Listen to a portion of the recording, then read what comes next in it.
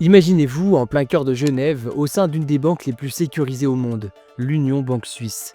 C'est ici qu'en avril 1990, un groupe de cambrioleurs réalise un coup audacieux. Une équipe de 5 hommes armés pénètre au siège de l'UBS et vole environ 31,4 millions de francs suisses. Ce casse, surnommé le casse du siècle, est rapidement devenu une légende, non seulement pour son exécution méticuleuse, mais aussi pour l'impossibilité de remonter jusqu'au coupable. Un coup d'une précision chirurgicale, orchestré dans l'ombre par un cerveau insoupçonné dont les révélations ultérieures défient l'imaginaire, mais qui au final ne touchera pas un seul centime de ce braquage. Plongeons sans plus attendre dans les détails de l'histoire du hold-up du siècle. Un important hold-up a eu lieu ce matin à Genève dans une succursale de l'Union des banques suisses. Nous sommes en 1981 et la France vit un tournant décisif. Après des années de crise économique, de récessions successives, de chômage en hausse et d'inflation galopante, la société est prise dans un tourbillon de révoltes et de désillusions. Et nous sommes en mai lorsqu'une nouvelle figure du Parti socialiste français se fait élire, François Mitterrand. Et si je vous en parle, c'est parce que c'est le point de départ de toute notre histoire. François Mitterrand, c'est un président socialiste et son élection, elle va pas plaire à tout le monde, et notamment aux entrepreneurs et entreprises françaises. En fait, la victoire de Mitterrand, pour beaucoup d'entre eux, c'est l'arrivée de l'inconnu et de l'incertitude. C'est un président qui promet de redistribuer les cartes, de bouleverser les hiérarchies économiques et sociales. Mais pour d'autres, plus conservateurs, plus puissants, c'est un danger. Un danger qu'il faudra rapidement neutraliser. Et c'est là, dans cet univers de bouleversement et d'incertitude, que l'histoire de notre protagoniste va commencer. Parce qu'au cœur de cette France en mutation, entre la montée du socialisme et les inquiétudes des grandes entreprises, il y a un homme. Un homme qui, lui, ne croit ni aux réformes ni aux promesses. Un homme qui, comme tous les autres, rêve de changer sa vie, mais sans passer par les urnes ni les lois. Et cet homme, c'est Michel Ferrari. Michel Ferrari, c'est un Suisse d'une trentaine d'années qui vit une espèce de crise de la trentaine. Après avoir travaillé une décennie dans le bâtiment en tant que dessinateur technicien, il va décider en 1980 de rentrer en Suisse, dans sa terre natale, pour profiter de sa famille. Papa d'un enfant et mari de Simone Ferrari, Michel va se reconvertir en revenant à Genève et devenir prof de tennis. Alors, rien à voir avec son premier métier, mais Michel va se découvrir une passion naissante pour le sport. Et en vrai, même s'il divise son salaire par deux, son nouveau job lui laisse le temps de profiter de son fils et de sa femme. Et donc c'est en 1980 qu'il va se mettre à son compte en tant que prof de tennis au New Sporting de Genève, un club de sport très réputé. Et retenez bien ce lieu, il va être super important pour la suite parce que je vais le mentionner énormément de fois. Et sa femme, Simone, elle va trouver un travail dans une banque. Et pas n'importe laquelle, puisqu'il s'agit du siège social de la plus grande banque européenne de l'époque, l'Union Banque Suisse, l'UBS. Et comme je vous l'ai dit au début, le contexte de l'époque, il est assez tendu. Et l'élection de Mitterrand, elle va tellement faire peur aux entreprises qu'elles vont décider de retirer leurs capitaux pour les amener dans un pays plus souple, la Suisse. Et ça, Michel va rapidement le comprendre. Au New Sporting, là où il travaille, il voit et il entend pas mal de choses. Et au détour d'une conversation avec le supérieur de sa femme, le sous-directeur de l'UBS de l'époque, il va entendre parler de passeurs. Des personnes qui s'occuperaient de passer la frontière suisse avec le capitaux des entreprises françaises. Et les sommes à gagner pour les passeurs sont pour le moins attractives. Par exemple, la commission était de 7% jusqu'à 125 000 francs, 4% jusqu'à 500 000 et au-delà c'était 3%. Alors petit rappel, on est en 1980 et à cette époque l'Europe n'existe pas, donc les frontières sont beaucoup plus surveillées qu'aujourd'hui. Et cette information ne tombe pas dans l'oreille d'un sourd, et Michel fait part au supérieur de sa femme qu'il pourrait être potentiellement intéressé. Et en 1982, Michel Ferrari va commencer à devenir un passeur. Pour son premier passage, il va partir de Lyon avec 3 millions de dollars. Il va traverser la frontière suisse de nuit, sans ennui. Et rapidement, Michel va devenir un homme de confiance à qui on propose de plus en plus de passes, pendant plusieurs mois. Si bien qu'en 1983, il va enchaîner 6 à 7 passes par mois en plus de son travail au New Sporting. En fait, c'est une manière pour lui de compléter son salaire par rapport à son salaire français.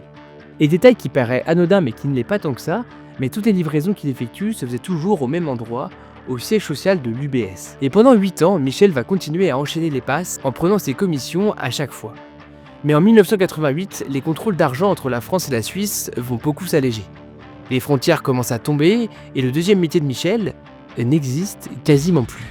On est donc en 1989 et Michel l'expliquera lui-même, mais c'est un homme comblé. Il a de l'argent grâce aux passes qu'il a fait, un enfant, une femme qu'il aime et un métier de prof de tennis qu'il apprécie énormément. Cette année qu'il va faire une rencontre qui va tout changer. Un certain Laurent, un collègue de sa femme qui fait du sport au New Sporting, là où il travaille. Laurent avait été engagé comme caissier à la caisse centrale du service des monnaies étrangères. En fait, son occupation principale consistait à vérifier l'authenticité des billets de banque. Et rapidement, les deux hommes vont se lier d'amitié. Au fil des discussions, Laurent va avouer à Michel que son travail ne le passionne pas beaucoup. Il voit tous les jours des dizaines de millions de francs suisses passer sous son nez, mais lui ne gagne qu'un maigre salaire. Clôturé entre les quatre murs de la banque, il rêve de voyager autrement qu'en comptant toutes ses monnaies. Et cette situation, Michel la comprend, il l'a vécue lorsqu'il était dessinateur technicien, et au final, Michel se rend compte que sa vie à lui devient de plus en plus ennuyeuse. Les passes ne l'excitent plus autant qu'avant, et même pire, il n'y en a quasiment plus avec les frontières qui sont en train de s'ouvrir. Et c'est dans ce contexte qu'une idée commence à germer dans la tête des deux acolytes. Faire un gros coup pour se mettre à l'abri financièrement. Et pourquoi pas un hold-up. Un important hold-up a eu lieu ce matin à Genève dans une succursale de l'Union des banques suisses. Durant les semaines qui suivent, les conversations des deux amis ne tournent qu'autour de ça. Et tout naturellement, le nom de l'UBS arrive dans la conversation. Effectivement, Laurent connaît parfaitement cette banque et Michel la connaît un peu pour y avoir déposé de l'argent en tant que passeur. Et rapidement, Michel va demander à Laurent d'observer les systèmes de sécurité qui sont mis en place dans la banque. Pour l'instant, c'est rien de sérieux, mais il se renseigne. Et assez bizarrement, Michel se rend compte que les systèmes de sécurité de l'UBS sont totalement vétustes et complètement vulnérables. Et à ce moment-là, l'idée de préparer un hold-up commence à germer sérieusement dans la tête de Michel et de Laurent. Nous sommes désormais en septembre 1989 et après plusieurs semaines à discuter de faire un hold-up, les deux amis vont sérieusement commencer à travailler sur le projet. Et mi-septembre, Michel va avoir une nouvelle proposition pour faire passer des capitaux entre l'Italie et la Suisse. Et coïncidence, un dénommé Georges Terabowski, retenez bien son nom, ça va être super important pour la suite, un ami commun à Laurent et Michel, est l'intermédiaire pour cette transaction. Un intermédiaire entre un groupe qui se fait appeler les Corses et lui. Mais le paiement va prendre du temps à arriver et rapidement un rendez-vous est fixé entre les représentants des Corses et Michel. Et au fil de la discussion, les représentants vont leur parler de leur organisation en leur disant qu'ils effectuent toutes sortes d'opérations plus ou moins illicites selon les cas. Et à la fin du repas, Michel va leur demander « Un braquage, c'est dans vos cordes ?» Et coïncidence assez incroyable, c'est justement une de leurs spécialités. Et c'est comme ça qu'à la fin de l'année 1989, Michel et Laurent vont commencer à planifier leur casse avec l'aide du groupe des Corses. Un important hold-up a eu lieu ce matin à Genève dans une succursale de l'Union des banques suisses. Pendant les semaines qui suivent, Michel et Laurent vont soigneusement préparer toutes les étapes du casse. Le but était de viser 9 coffres, mesurant 80 cm de largeur et d'une hauteur de 1 mètre, et un grand coffre de 2 mètres sur 3. 3 d'entre eux s'ouvrent à l'aide d'un code, et les 7 autres avec des clés. Et grâce aux informations récupérées par Laurent, Michel sait désormais qu'ils abritent l'équivalent de 15 à 20 millions de francs suisses tous les soirs, et encore plus le week-end. Le hold-up devrait donc avoir lieu le samedi ou le dimanche. Michel va donc programmer le casse pour le milieu, voire la fin de l'année 90, afin d'être sûr d'être prêt à temps. En fait, à ce moment-là, Michel se dit que toutes les étapes du casse doivent être préparées minutieusement pour ne pas se faire attraper.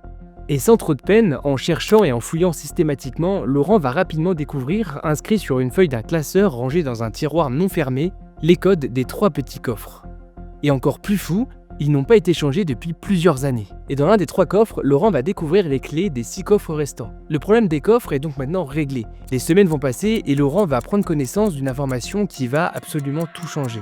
La salle des coffres doit être déménagée avant avril 1990 et les conditions de sécurité seront largement renforcées. Le casse devra donc avoir lieu avant. Et en préparant son casse, Michel ne va avoir qu'une seule obsession, ne pas se faire avoir et donc bien préparer l'après en se fabriquant des alibis en béton armé. Déjà pas question d'être sur place, ce seront les Corses qui feront le braquage. Il devra se trouver au New Sporting en compagnie de plusieurs personnes qui l'apercevront et donc il aura un alibi. Chaque détail doit être passé au crible. Par exemple, une seule personne connaissait le code de tous les coffres.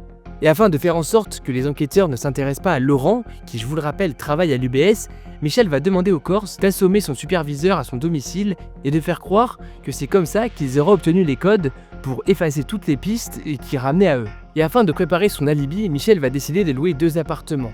Un où les Corses iraient directement après le braquage pour ne pas se faire repérer, et un deuxième où les Corses mettraient la part de Michel et Laurent. En fait, il jugeait que c'était beaucoup plus simple que les Corses restent sur place qu'ils ne partent parce que les frontières allaient être très surveillées.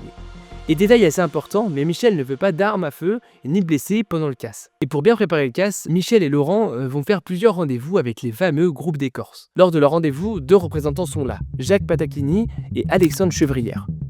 Ce seront, selon leur dire, eux deux et 2 autres hommes que Michel ne connaît pas, qui participeront au casse. Et au fil des rendez-vous, pour bien préparer le plan du hold-up, Michel va sentir que les Corses n'ont pas l'air tout à fait honnêtes. Ils omettent des détails, ne prennent pas Michel et Laurent au sérieux, bref, il sent qu'à tout moment, le gang peut lui faire faux bond voire pire. Il va donc décider d'organiser un énième rendez-vous avec le gang où Laurent prendrait une photo des Corses en compagnie de Michel, ce qui leur servirait de garantie en cas de souci.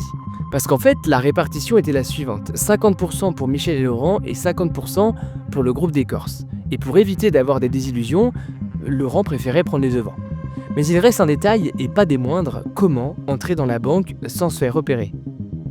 C'est là qu'un certain Sébastien Ayos, transporteur de fonds et gardien de sécurité, entre en jeu. Entre autres, il va apporter beaucoup d'informations sur le fonctionnement des alarmes de sécurité de la banque. En fait, c'était un système assez archaïque, puisqu'il suffisait juste de couper le tableau d'alimentation, et le tour était joué. Mais petit problème, Sébastien n'est pas de garde le jour du casse. Il va donc demander à ses superviseurs s'il peut être de garde le dimanche du casse. Un détail qui n'en est pas un, vous le verrez par la suite. Il ne reste plus qu'une seule question, par quelle porte entrer? Selon les informations de Sébastien, tous les dimanches, 2 gardes sont postés à l'entrée de service. Ils sont censés assurer la sécurité des coffres, et en passant devant un matin, Michel va s'apercevoir que les gardes étaient plutôt laxistes sur la sécurité. Il va faire un test, il va leur demander l'heure, et les 2 gardes vont ouvrir la porte et lui répondre. Il le sait maintenant, en discutant un peu avec les gardes, ils peuvent ouvrir la porte, et donc entrer à l'intérieur de la banque. À ce moment-là, on est en janvier 1990, 3 mois avant le hold-up, et Michel a tout préparé. Seul petit bémol, il ne fait pas confiance à l'équipe avec qui il travaille, les Corses. Il ne le sait pas à ce moment-là, mais les Corses avec qui il travaille sont en réalité un gang très connu, le gang corse de la Brise de Mer. C'est un gang très réputé dans le grand banditisme. Et s'il ne leur fait pas confiance, c'est tout simplement parce qu'ils ne suivent pas les instructions que Michel leur donne. Par exemple, un détail tout bête va alerter Michel. C'est eux qui devaient s'occuper d'assommer le superviseur de Laurent, celui qui connaît les codes des coffres pour ne pas porter des soupçons sur un employé de la banque. Mais quelques semaines avant le casse, les Corses n'avaient toujours pas récupéré son adresse, un élément obligatoire pour brouiller les pistes. On est désormais en mars 1990, quelques jours seulement avant la date prévue, et Michel, Laurent et les Corses vont se donner rendez-vous à l'aube afin de réviser les dernières parties du plan. Et fait assez fou, ils vont même entrer dans la banque afin de tester le système de sécurité. Antoine Chevrière, l'un des complices du braquage, va lancer à Michel « On entre comme dans un moulin ici. J'ai participé à beaucoup de braquages, mais c'est bien la première fois que je vois une chose pareille. » Une fois la visite faite, les 4 hommes vont réviser la dernière partie du plan et pas des moindres, la cavale. Et pour ça, ils vont refaire le chemin qui était prévu pour se rendre à leur planque. En vrai, le chemin est assez court, moins d'1 kilomètre, mais se fait en plein centre-ville. Le point de départ, c'est la banque. Puis il faut rouler 300 mètres sur la route du Rhône jusqu'à la place Bel Air. Il bifurque légèrement sur la droite afin de continuer le long du Rhône. Et après 300 ou 400 mètres, la planque des Corses se trouve à l'intersection d'une rue. Tout est en place, les moindres détails sont réglés, le jour du casse approche. Nous sommes désormais le 25 mars 1990, il est 9h30 lorsqu'un employé de l'Union Banque Suisse désirant entrer pour prendre son service aperçoit un agent de sécurité allongé par terre dans la loge des gardiens. À 9h38, le gardien appelle le 117. À 9h45, des patrouilles sont immédiatement dépêchées sur place et à 9h55, l'immeuble est totalement cerné par les autorités qui constatent avec effroi que les 10 coffres forts de l'UBS ont été dévalisés et que des billets jonchent le sol. À 10h15, l'alarme du hold-up est enfin déclenchée. Rapidement, la police commence l'enquête, mais aucune piste n'est vraiment trouvée. Tous les employés de la banque sont interrogés dans les jours qui suivent, mais aucune preuve n'est trouvée. Mais le 10 avril 1990, la police suisse trouve enfin une piste, un braqueur italien revendique le braquage. Mais cette enquête ne va rien donner, et le 26 avril 1990, un mois après le braquage, l'enquête n'a toujours pas avancé. Et pour cause, tous les alibis que Michel a fabriqués et sa gestion méticuleuse du braquage étaient tellement bien préparés que les enquêteurs n'ont rien trouvé. Bon, et dans toute cette histoire, où est l'argent? Il est 8h lorsque Michel Ferrari commence sa journée au New Sporting. Impossible pour lui de se concentrer, il ne sait pas si le braquage a vraiment fonctionné et il le saura que dans la matinée. Mais vers 11h, la télévision du New Sporting émet un journal spécial. La gendarmerie de Genève annonce que l'UBS s'est fait braquer et que la somme des 31,1 millions de francs suisses a été dérobée. Une fois le braquage terminé, notre cher Michel va décider d'attendre au New Sporting comme convenu. Une fois le braquage terminé, il devait recevoir un message des Corses pour leur annoncer la réussite du projet. Mais à 14h30, toujours aucune nouvelle. C'est à ce moment-là que Michel va décider de prendre un risque. Se rendre à l'appartement où les Corses auraient dû déposer sa part du butin. Mais en arrivant sur place, tout est calme. Il décide d'entrer dans la maison, mais les planques sont vides, l'argent n'est pas là. Et une idée commence à germer dans la tête de Michel. Est-ce que les Corses ont l'intention de lui rendre l'argent? Est-ce qu'ils ne l'ont pas arnaqué? Les questions commencent à se bousculer dans sa tête, mais pour le moment, à part attendre, Michel ne peut absolument rien faire. Dans les jours qui suivent, Michel n'a toujours pas de nouvelles du gang des Corses. Ce qui est assez compliqué pour lui à ce moment-là, c'est que la police mène l'enquête et surveille tout le monde, et notamment les employés de la banque. Et je vous le rappelle, mais la femme de Michel travaille à l'UBS et il est donc forcément surveillé de près ou de loin. Donc à ce moment-là, il ne peut pas vraiment réagir. En plus de ça, Michel va l'apprendre dans les journaux, mais les policiers ont promis une prime de 3 millions de francs suisses à quiconque donnerait une information permettant d'arriver jusqu'au braqueur. La seule solution qui lui vient à l'esprit à ce moment-là, c'est de tout avouer à sa femme, Simone, et son beau-frère, Yves. Leur avouer qu'il est impliqué dans le hold-up de l'UBS dont tout le monde parle. Et ses proches ils vont plutôt bien réagir parce qu'ils vont l'aider à trouver une solution pour s'en sortir. Et c'est une semaine après le casse, sans nouvelles des Corses, que Michel va avoir une idée. Contacter Georges Tirabowski, qui avait servi d'intermédiaire lors de leur première rencontre. Et il va faire la plus grosse erreur depuis le début de ce braquage, il va tout avouer à Georges, qui est le cerveau du casse de l'UBS, et que les Corses sont complices du casse. Et si je dis que c'est une erreur, vous en doutez, c'est que Georges va immédiatement prévenir la police et trahir Michel pour récupérer les 3 millions de francs suisses promis à quiconque donnerait des informations. Mais à ce moment-là, on est fin mars, soit 2 semaines après le braquage, et Michel n'est au courant de rien. Pour la police, il est temps d'agir et ils mettent immédiatement Laurent, Michel et tous les gens proches de lui sur écoute et vont organiser une rencontre entre Georges et Michel pour pouvoir l'arrêter. La rencontre va rapidement avoir lieu à Nice. En fait, Georges va téléphoner à Michel et lui dire qu'il veut le rencontrer en présence d'un avocat qui est en fait un policier infiltré. Michel, il va prendre peur et il va demander à Yves, son beau-frère, de venir avec lui et une fois arrivé là-bas, Georges, Michel et l'avocat discutent tandis que Yves surveille les alentours. Puis tout d'un coup, il se rend compte que des policiers sont en train de les espionner. Pris de peur, Yves appelle Michel et lui dit de partir le plus vite possible, ce qu'ils vont faire. Ils ont eu chaud, mais en fait, à ce moment-là, ils ont réussi à échapper à la police. Et durant les semaines qui vont suivre, Michel va tout faire pour tenter de contacter les Corses. Il va même réussir à récupérer leur adresse, mais ils sont introuvables et la situation devient de plus en plus compliquée. Et en vrai, ça se comprend. Il sait que les Corses peuvent l'éliminer à tout moment, de peur qu'ils ne parlent, qu'ils les balancent. En fait, Michel le dira lui-même, mais à ce moment-là, il devient presque parano. Il a l'impression qu'on le suit dans la rue, qu'il se sent espionné, il craint pour sa vie et celle de sa famille. Mais le 29 mai 1990, soit 2 mois après le hold-up, Michel va se rendre dans une cabine téléphonique pour contacter Georges. Et à ce moment-là, les policiers se rendent compte que la situation devient de plus en plus dangereuse. Ça fait presque 1 mois qu'ils accumulent les preuves contre Michel et il est l'heure de l'arrêter. Aux alentours de 13h, Michel est arrêté par 2 policiers qui l'emmènent au poste. Bon, et rapidement, Michel Ferrari se met à table et raconte toute l'histoire. Et en vrai, il se sent presque soulagé. Il le dira lui-même, mais au final, il se sent en sécurité avec la police. C'est sûrement le seul endroit où les Corses ne pourront pas l'atteindre. Il va tout dire sur son plan et balancer tous ses complices. Laurent, Sébastien Ayos et les Corses. Laurent et Sébastien, eux, se feront arrêter dans les jours qui suivent, mais aucune nouvelle des Corses qui semblent avoir totalement disparu de la circulation. Ce qui est assez étrange, c'est que Michel et Laurent vont avouer leur culpabilité directement, mais Sébastien, lui, il va clamer son innocence. Ils vont être emprisonnés pendant 2 ans jusqu'en mai 1992, la date du procès. Nous sommes donc en 1992, 2 ans plus tard, et le procès commence. Un procès assez rapide où Michel va être condamné à 7 ans et demi de prison, ainsi que Laurent. Mais Sébastien, lui, va toujours défendre la théorie selon laquelle il n'avait rien à voir avec ce braquage. Et malgré les preuves, il va se faire acquitter par la justice, et lui n'aura pas de prison ferme. Mais durant le procès, un élément très important va ressurgir. Les Corses vont se faire arrêter et vont devoir témoigner en tant que témoins. 2 Corses exactement, Jacques Patacchini, le Corse que Michel avait pris en photo en 1989, et André Benedetti. Les 2 ne vont pas se révéler d'une grande aide, comme en témoigne le juge de l'époque. J'ai dit, où étiez-vous pendant toute cette période? Et il m'a répondu, j'étais dans ma machine à laver. Et je lui ai dit, mais qui faisiez-vous? Et il m'a répondu, je blanchissais. Bon, éclat de rire général dans la salle. Tout ça a donné une coloration à ce procès tout à fait fantastique. Mais pour l'instant, ils ne seront pas condamnés pour la simple et bonne raison qu'ils sont sur le sol français et qu'ils doivent attendre un jugement en France et non en Suisse. Et aussi fou que ça puisse paraître, ils vont repartir libres. Et c'est donc en 2004, soit près de 14 ans après les faits, qu'Alexandre Chevrière, Jacques Patacchini et André Benedetti vont comparaître devant la justice française. Malheureusement, 14 ans après les faits, il n'y a quasiment plus de témoins, les preuves sont lointaines et surtout le butin n'a toujours pas été retrouvé. Faute de preuves, le 12 juin 2004, les Corses ressortent totalement libres de cette histoire. C'est assez fou en vrai, et ils vont réussir à échapper complètement à la justice. Et là, en faisant mes recherches, j'ai une grande question qui m'est venue à l'esprit. Où est passé l'argent? Et en réalité, j'ai pas forcément de réponse à vous apporter. La piste la plus probable, c'est que le gang corse de la brise de mer ait blanchi l'argent. C'était une équipe très bien organisée qui avait l'habitude de faire des casses, et il semblerait qu'ils aient réussi à échapper à la vigilance des autorités françaises au point de faire disparaître 31 millions de francs suisses dans la nature.